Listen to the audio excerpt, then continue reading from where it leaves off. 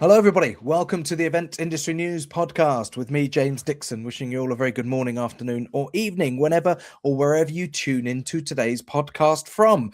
Lots of exciting stuff happening in the world of event industry news at the moment. Probably get to that towards the end of today's recording as we wrap up. But yeah, some really interesting things happening. We're going to be out and about doing some live in-person podcast recordings at venues, but more on that a little bit later, once we've wrapped today's episode. So on with today's guest and today's sort of subject matter, and a really interesting one for me. I absolutely adore my food. I love cooking at home. It's a big passion of mine. I wouldn't say I'm the greatest, but I derive a huge amount of enjoyment from cooking and eating food and trying new things when I'm out and about traveling. So I'm really excited to talk to today's guest because we are going to be talking very much event catering, event food. My guest today is Jens Nisson. Jens is the director and executive head chef from Bubble Food. We're going to find out more about them, more about Jens as we bring them into today's podcast. So Jens, a very warm welcome to the Event Industry News podcast, and I presume you're joining us from the base of operations, are you? Bubble HQ, yes, we are. Yeah. Thank you. Thanks for the welcome. Not a problem at all. Where is Bubble HQ? So we are based between Oval and Camberwell, so just south of the river in London. Fabulous, great location near the cricket. Don't know if you're a cricket. Not far from cricket, sort of 15 minutes into the centre of town, but just far away enough that we've got a bit of space. We've got all our kitchens down here, warehouses, offices, etc. So yeah, handy for central London events, and then for getting out in London as well for stuff we do outside of town. Absolutely, and I usually reference websites and things sort of towards the end of the podcast, but anybody that dives onto the Bubble Food website will get a feeling pretty quickly for some of the venues that you're working in, and they're some of the sort of the really well-known sort of names in terms of venue spaces in the London area. So anybody who knows London and knows the location that you've just given would instantly be able to sort of make that point of reference just by looking on the website. We'll get into the business side of things shortly, Jens, but let's talk about yourself first of all. A bit of professional background. You are the director and executive head chef at Bubble Food. So, what was your journey that led you ultimately to being in the position that you join us in today? Okay, well, so quite a while with Bubble actually. So I've been with Bubble for about 11 years now. Previously, I started off my career working in restaurants, so always as a chef. I spent about 10 years working in Michelin star restaurants in London, a few years working in Australia, Sydney, wow. and far north Queensland for a while, which sort of really turned me on to more Asian international cuisines, different ingredients. Sure. Actually, a different way of working. I think after a long spell working in very hard Michelin star restaurants in London in the 1990s, going to Australia and finding a slightly more sort of relaxed work vibe. When I came back to London, I think I was looking for something different, and I got a job working for a high-end caterer in London, event caterer, which was sort of 20 years ago. And aside from a couple of years back working around the restaurant industry, I've pretty much been in events since then, and love it. Love the all of the different ways that we can serve food, all the different venues, the logistics, all of that stuff. So. Joined Bubble about 11 years ago because I felt they were the only caterer in London who were doing something really different at that stage, and gave me sort of an opportunity to grow and do something quite innovative within event catering, and yeah, I've had a happy time since. And I jotted a few things down this morning, and I do minimal preparation for these podcasts, as regular listeners and viewers will know. I tend to just jot a few sort of things that pop immediately into mind, and then see where the conversation flows from there. And one of the things I jotted down, it was an observation really, and it is I've been fortunate enough to work and run sort of events that involve catering. Awards events usually is I suppose the best example, and I've been lucky enough as well to attend a lot of good awards events as well, through the industry and through other things. And one observation that I've made is a lot of the experiences that I've had, the meal feels almost like a box ticking exercise, or it can do in some venue spaces. It feels like we're doing an awards event, so what do people want? Well, they want a drinks reception, they want a meal, then we get to the awards bit, and then they want a party, and it can feel sort of almost glossed over, dare I say it, some of the time. Yet the event itself, there is a huge amount of thought and effort that goes into programming, the continuity of it, the script for the awards, for example, the technical production, the light, the sound, the videos that go into it, the entertainment, how that element of it flows. And I suppose the first thing I wanted to ask was one of the challenges of getting into the event catering side, that opportunity to, I guess, tell a story and create a narrative as part of the event within the food element of it. No, I mean, we really pride ourselves on. I mean, exactly what you're talking about there. Bringing a very sort of 360 view to the food, the way it's presented, the way it's served. We get really into the detail of that. And I think what we're aiming always to do is sort of scale up that almost boutique level, restaurant level experience where every detail is thought about and scale that up into an event scenario. So so it fits in with what the client's trying to achieve around the rest of the event, the sort of tone and the from the simplest things to the kind of color schemes, but then more digging a bit deeper into the more sort of personal things, the textures, the maybe elements around the provenance of the food, etc. That all kind of really do mesh the meal into the rest of the event and what the client's trying to achieve or the stories they're trying to tell around the event. So definitely, we're not looking for a kind of cookie cutter approach to event food, or the way it's, as I say, the way it's served, the plates, the cutlery, the canapé trays, the food stations, etc. are all worked out, very bespoke and designed to underline what the event's all about, really. Sure. So I definitely hope that coming to a bubble event that you wouldn't have that experience or that feeling walking away from it. You mentioned the word provenance there, and it strikes me that not just in events but in culture, we are far more attuned as a society to provenance, to sustainability, to just the sheer amount of media that there is now relating to food, whether that be on social media or TV programs over the last 15 to 20 years. Does the sort of the provenance and the sustainability aspect and the awareness of sustainability amongst event organizers, has that helped or hindered you in your specific sort of space in the industry, that people are more aware of sustainable aspects, sustainable farming, provenance of food, etc.? Has it been a help or a hindrance to you? I think initially, as the focus really sort of swung onto sustainability a few years ago, I think we saw it as a bit of a challenge. We'd been very, very mindful of the provenance of our ingredients for a long time. We've always used predominantly British ingredients for our, the core part of our offer. But I think it was a little bit of a challenge to step up to what was being asked to stay at the forefront of the industry. But actually, I think it's been a help. I mean, I think it's meant we are more focused on that than we ever were before. It's also it's pushed, when there was a lot of focus on veganism and plant-based ingredients a few years ago, and actually we found ourselves doing a number of quite large events where it was entirely plant-based menus, which was quite something, really. It was a massive leap from kind of pre 2020 to post. But actually, as much as that hasn't really held, I think there's been a swing away from that a little bit now to, I mean, we haven't, for the last year or so, we haven't had anyone asking for a fully vegan event.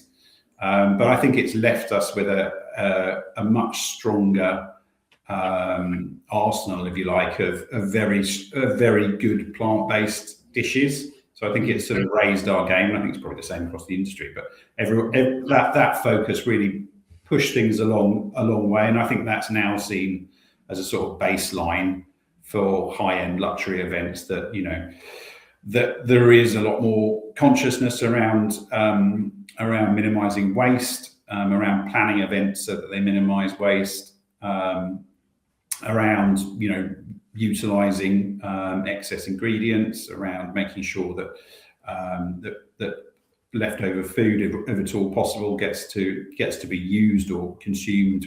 We work with various sort of charities, etc.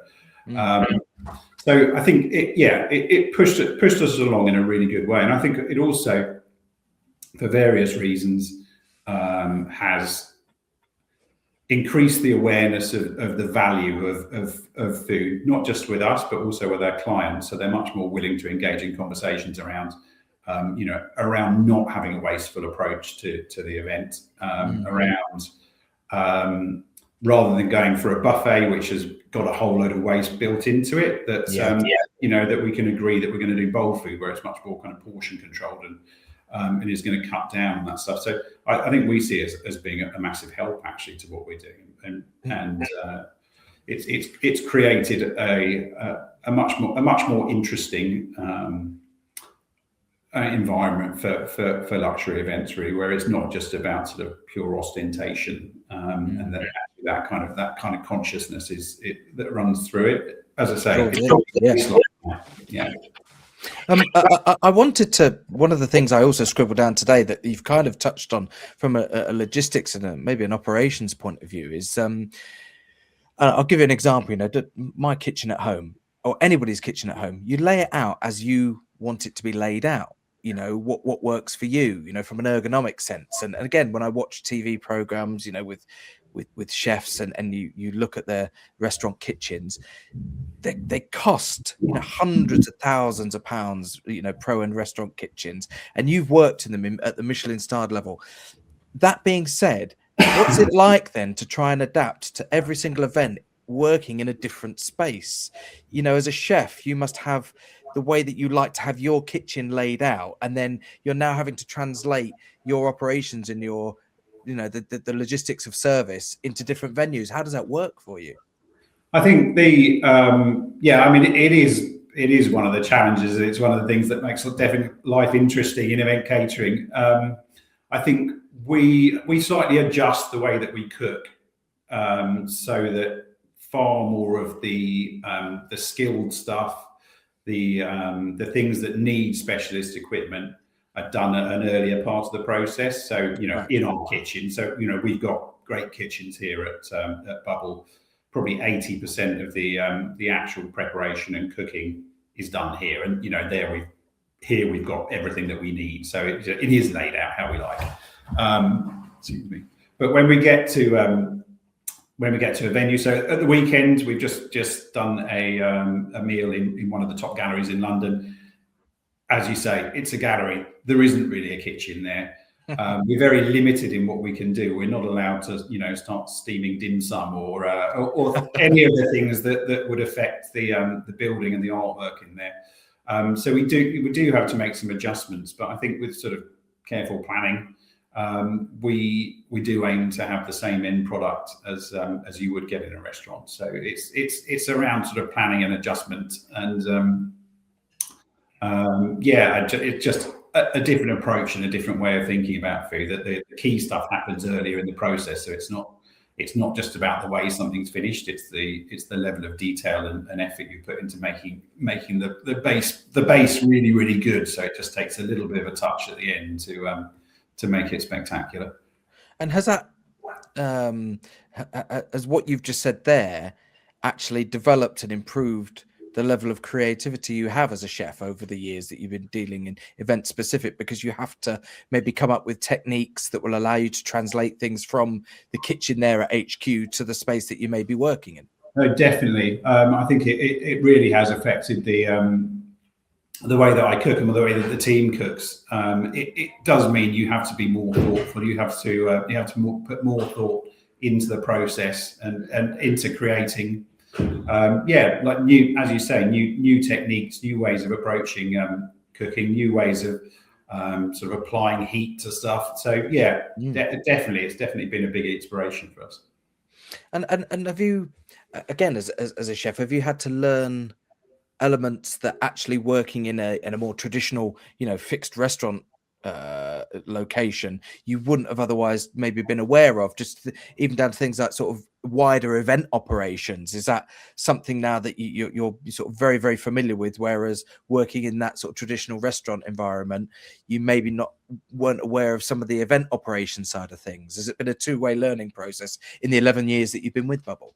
Yeah, no, definitely. I think probably 50% of my energies as a chef actually now do go into the things outside of just the standard cooking process in the kitchen. So it is around, as you say, the event operations, the logistics of getting stuff in the right place, the understanding electrical power loads and things that you don't really need to put too much thought into in a static kitchen. So it definitely broadens the skill base a little bit. I've seen many an electrical circuit been taken down by a hot counter, a badly wired hot counter that fails just at the moment you need it the absolute most. No, exactly, and in the wrong environment then takes down the whole event. So staffing was something I was hoping to touch, and it might sound a bit boring, but again, when people are listening to this and they're maybe planning a large scale event that's going to involve a meal and we often take for granted that suddenly this army of people just appear carrying plates ready for service and everything runs smoothly. But as anybody who has run events that involve meals in big event spaces, having temporary staff and good temporary staff is key. I would guess that Bubble are no different to, in that sense, that you probably got agencies and staffing agencies that supply the waiting staff and the hospitality staff that you need. And how critical is it, and what level of sort of communication do you have from the kitchen to them to ensure that all the effort that you've put in as the chef and as the kitchen team is then translated to that plate actually being presented in front of the guest? I mean, it's so crucial. We're really lucky in that we do have quite a big pool of staff that work for us directly, albeit on a sort of temporary or more occasional level. But we do enough events through the year to keep, sort of 50 to 60 front of house staff, fairly busy or moderately busy enough to be loyal to us throughout the year. Yeah. And that is crucial, having people that understand what we're doing. I think you said before, we don't have a sort of cookie cutter approach to food. Our food is quite intricate. And the way it's served, a lot of the time, there's an element of sort of theatre or creativity around the service as well. So we are really lucky that we've got some really loyal staff who can make up the core of our front of house, even on a big event. Yeah.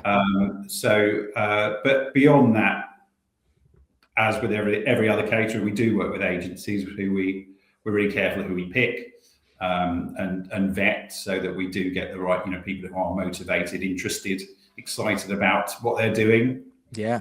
And then at communication, you mentioned as well. So we do really good briefings. We have great visual aids, photos. We have those more core people who will explain, rehearse, take them through, so that actually when the guest is being delivered their plate or their canapé or whatever, the people who are serving them actually do come across as being knowledgeable, as understanding it, as being excited about what they're serving, serving it with a smile, so that it hits. Because there's no point in us doing all of that work in the kitchen and then it's served in a sloppy way or without explanation or without any of that sort of magic coming through. So and I chuckle because we've all been there, haven't we, when we've said, "Oh, this looks lovely. What's this?" And you kind of get a blank expression from the person who's actually served the plate, and I don't know, it's a sauce of some kind, and it sounds simple, but every little element of that, when you put effort into every little element and every ingredient into the actual meal itself, then every small element actually on the event floor is critical as well, right down to those small 5-second interactions between a guest and the front of house staff, and then being able to give them either a knowledgeable answer or a completely blank expression. And that, the food could be fantastic, but they will still take away that one tiny little minor interaction. Yeah, no, absolutely. Yeah, it is. I mean, looking after your staff, making sure they get a break, they're not too tired, they haven't been shouted at in the kitchen.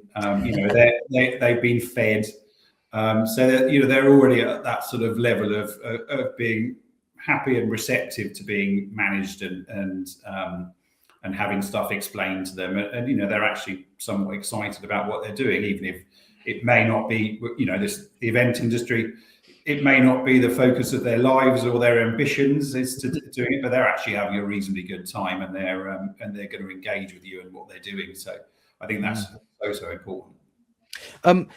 I've absolutely no doubt. Again, looking at the website, looking at the venues that you're working in and out, and what you've just said there about staff and how busy you are, that you will be on a constant cycle of events, no doubt. There will always be events in the pipeline, short, medium, and long term. How important is it that you juggle the day-to-day requirements of delivering the events that are in the diary, whilst also researching, finding out about new ingredients, new styles, techniques, new food trends? Because it strikes me that food is one of those things that literally there is such a vast spectrum, perhaps beyond anything else that we deal with in events. There are hundreds of thousands of millions of options that we could have for presenting food to people and cooking food. How do you sort of stay up to date with that whilst balancing the requirements of the events that are in the diary? I mean, it is. It's something that is constantly on our minds, really, at Bubble. I think we established ourselves as being, I like to think, one of the most innovative caterers. But there's always new people coming through, so we do need to stay ahead of the game on that. There's the obvious stuff around keeping an eye on social media, going out, eating in restaurants, seeing seeing great interior design, cultural stuff, all the sort of things that feed into what we're trying to do. But we also really like to use our full team. So we have regular creative meetings with the team, and that's everyone from the logistics team to the office team. So a real broad range of people, of probably ages, demographic. And then they're all feeding creatively into what we do as well. So not just about the food, but I find that our social media person has got a whole different set of inspirations that she's got from TikTok. She's 25 years younger than I am, and has got a really different take on food than myself or probably the chefs do as well. But it's really valid. In fact, we ended up doing a big event for TikTok last year, and I really leaned heavily on her takes on what was trending, etc. So I think being able to use all of your resources like that helps. So, it means we haven't got a really narrow, very chef-led focus on food, which means we're probably much more responsive to what our clients, what our guests are actually into than not everyone spends their whole time obsessing about Michelin star food. So there's taking in all the influences, really being open to stuff from all sorts of different areas. But you're right, it's something that we put an awful lot of effort, time, thought, and I suppose money as well as a caterer into researching, into taking the time to or giving everyone in the team time to stay abreast of all that stuff. Well, you just mentioned there that not everybody is necessarily looking at Michelin sort of starred stuff, and I hope that sort of the nature of the conversation today. Yes, I understand that you deal with a very high end as well. You can do superb multi-course meals, but I guess as well we should acknowledge that there has definitely been a trend in the last sort of decade or so for, I'm going to loosely call it street food, but what I may call it there is more simple food that maybe isn't as complicated but is really, really tasty. Really sort of simple, 2-3 ingredients but done very, very, very well. How is that kind of sort of trend towards the sort of the street food, and particularly in London, that I can think of 3 or 4 really great kind of street food markets that pop up at the weekend with cuisines from all over the world, and you could get a bowl of something really, really simple that absolutely blows your mind because it's so good. Has that is that also something that is very much within the portfolio, you know, where clients will come to you and say, look, we don't want the formal meal. We want stuff that's a bit more relaxed, but retains a huge element of taste? No, definitely. It's had such a big effect on what we do. We do a lot of standing events, and we put a lot of effort into our food stations, food stalls, whatever you want to call them. And yeah, that's always been the case, but the influence of the whole street food culture in the last few years has definitely changed the way we view that. So our food stalls now, we pretty much always have a level of kind of activity of finishing going on within them, which gives that really sort of nice, fresh, just finished feel to it. In terms of the content of it, it's so inspiring looking around all of the different street foods, all of the different styles of cooking. So that really feeds into what we do. It's big inspiration. Yeah, and I was fortunate enough to be in Doha just over a week ago, working out an event there. And whilst I saw the inside of a convention center for the first 7 days, I was fortunate enough to do a bit of wandering around the old part of the city and experience some just exactly that. Really, really simple food, but done really, really well in the Souk Waqif in the old part of Doha. And some spectacular sort of shawarma and grilled food, and just the quality of the breads that were being made, you know, really, really simple stuff, but done brilliantly. And I guess certainly in the event space, a lot of people will be used to traveling and therefore perhaps used to tasting things and find themselves in parts of the world where they might taste one thing and they come back to an event in the UK and say, wow, I had this when I was visiting or working so-and-so place. I'd love to incorporate that in. And I guess, you know, the sort of creative element of the events industry, in some respects, very much dovetails with the sort of creative elements of the food, you know, industry. We find ourselves almost being sort of driven by our clients sometimes, exactly as you say. You know, people have travelled, they've had such and such a dish, you know, in the Middle East or in Asia or wherever. We do a number of kind of high-end weddings, and a lot of the time we'll bring that element in the evening food, you know, the sort of after party food, where we've got some pop-up stalls, and that will take in the favorite cuisines or dishes that people have had from around the world. But people they're quite demanding. They've had, you know, these fantastic freshly baked breads. So you talked about the kind of compromises we have to make around cooking in different venues.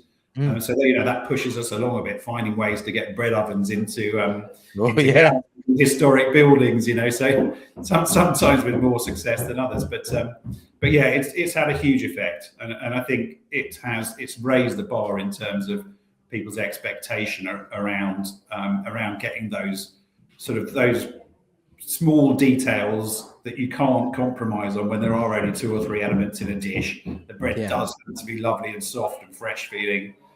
You know, you need that lovely charry taste from the grilled meat or whatever you're serving. So it's definitely raised the bar. It really has, which is interesting because I think many years ago it was thought street food was thought of as being a slightly lowly thing. Certainly in the restaurant industry. So it's interesting that it's actually pushed standards across the industry in that way. It has, you know, and I've certainly seen things rise significantly at all levels as well. You know, you guys are based in London, and you will deal undoubtedly with a lot of high-end clients and clients perhaps with, you know, maybe not significant budgets, but with budgets nonetheless. And, you know, the events industry and the catering side of things spans right sort of down to your local, you know, hotels, provincial hotels that are, you know, dealing with local awards and events and conferences week to week. And I see a lot of those. That tends to be where I do a lot of my sort of event work, tends to be at what I call the sort of the small to medium end of the conference industry and the events industry. And, you know, I've certainly seen standards improve, but inevitably you will still get that one awards every year where the meal and the menu is chicken with sauce and seasonal veg, and you think, come on people, it's 2026. we can do better. There are people out there that can help you, so let's try and do a bit better than that. I'm gonna start bringing things to a close on today's episode. As I say, thank you to my guest today, Jens Nisson, who's the director and executive head chef over at Bubble Food, and really important that I give a shout out to their website so that you can find out a bit more about them. Bubblefood.com is the website. It's the place to go. As I said, hop on there. Really, as you would expect from a company that delivers catering food to a very, very high level. Great website. Photography on there is superb, which I guess it has to be because it has to showcase what you guys are doing with the food. Really interesting to have a look around it, and you'll get a feel for some of the venues that they're working with and for and in. So if you want to find out a little bit more about those guys and Jens and the team there, go across to bubblefood.com. And it's been great chatting to you today. Thanks very much for sort of taking half an hour out of what is inevitably a busy day to have a chat with us. Thank you very much, James. No, I really enjoyed it. Thank you. Fabulous. And before we wrap up today, I mentioned at the start that there's a couple of really sort of exciting things happening with Event Industry News at the moment. And one of them is that we're going to be taking the podcast back on the road. I've, for the last few years, mostly recorded them from where you see now if you're watching on the video, from my living room at home via video links, and it works brilliantly. It means we can bring guests in, as we have done, from right across the UK and right across the world. In fact, we've had a lot of international guests over the years, but 2026 is very much a year where you're going to see the podcast back out on the road and in venues and at events, recording episodes with guests from actual live locations. The first of those is going to be International Confex in a couple of weeks' time. We're going to be down at Excel with the Event Industry News team. I'm going to be set up in in one of Evolution Dome's inflatable structures on their exhibition stand at Confex. We're going to be recording 4 episodes of the Event Industry News podcast down there, and over the course of this year, more of that is going to take place. Other venues are already lined up, which we'll reveal and announce in due course. But if you're a venue, if you're a business with a great space that you think, actually, we could turn that into a podcast studio, we'd love to hear from you. Get in touch with the team at Event Industry News. If you run a venue or you work in the industry and you've got a great space that you think this would be perfect, we'd love to get back out onto the road and love to hear from you as to whether or not we could set up some recordings of the podcast from your location. So please do get in touch. The other exciting development at Event Industry News is it is the new home for what we're calling the B2B wedding business. There is now a dedicated section of Event Industry News for wedding news. This is specifically for people who are working in the wedding trade, and there is a huge synergy between the events industry and weddings. Weddings are very much operated and run in the same respect as events are. As I'm sure Jens, you and your team will testify to. You dealing with a wedding is just as tricky as dealing with an awards event or a major conference or business event.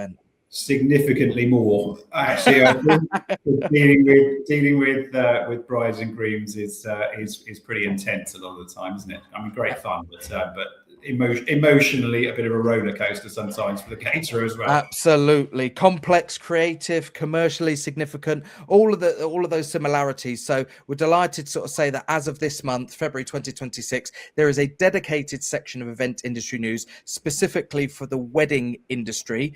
Wedding planners, organizers, in-house planners, sales teams at wedding venues hosting weddings alongside corporate and private events, suppliers working across weddings, events and hospitality.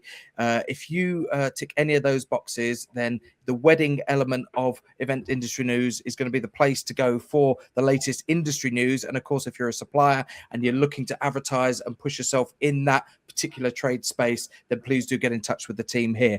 Alongside all the regular good stuff that's on Event Industry News, the A to Z supplier directory. If you work in the industry and you're looking for a product or a service, the chances are you will find it on the directory element of Event Industry News. Just click on there, search for the particular area that you're looking for a service for, and up will come all of those suppliers.